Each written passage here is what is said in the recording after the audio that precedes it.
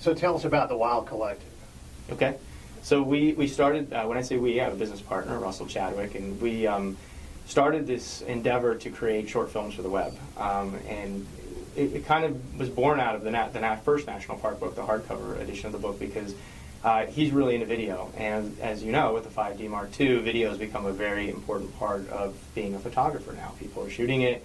It's in demand. If you're doing assignments for clients, a lot of people are asking for video, even B-roll of the locations because of the internet. And so we got a very early head start shooting about 3 years ago before the 5D Mark II was out, and already kind of seeing a trend towards video on the web.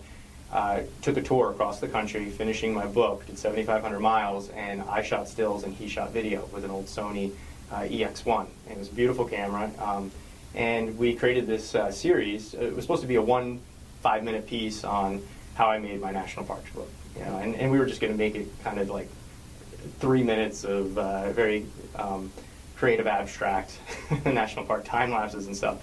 And we got back and we had 36 hours of footage. Holy cow. And I mean, just so much footage, and it was beautiful.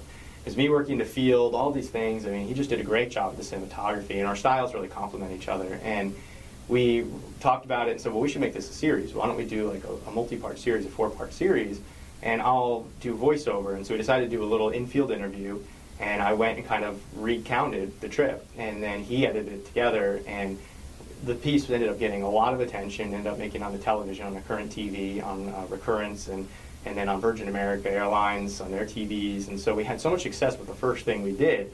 We said, well, there might be something in this. And so we really wanted to go towards creating short films, environmental films. This is where both of our passions kind of lie.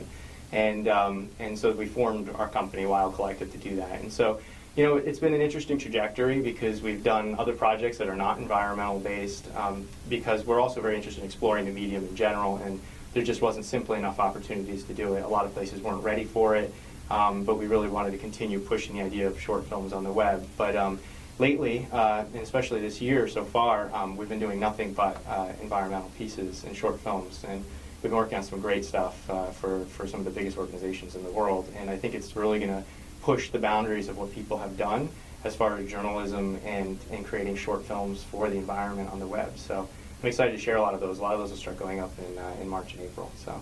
What's next for you in terms of field photography projects? Well, I mean, I will always enjoy going to the national parks. I'm going to be, as I mentioned, in Padre Island, Padre Island National Seashore.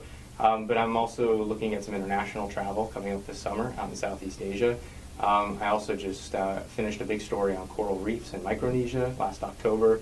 And those stories are starting to break now around the world too. So that's actually something that I think I'll probably be revisiting over the next few years. And I really enjoy that. And I've been spending a lot of time underwater. And I want to continue refining my craft as an underwater photographer.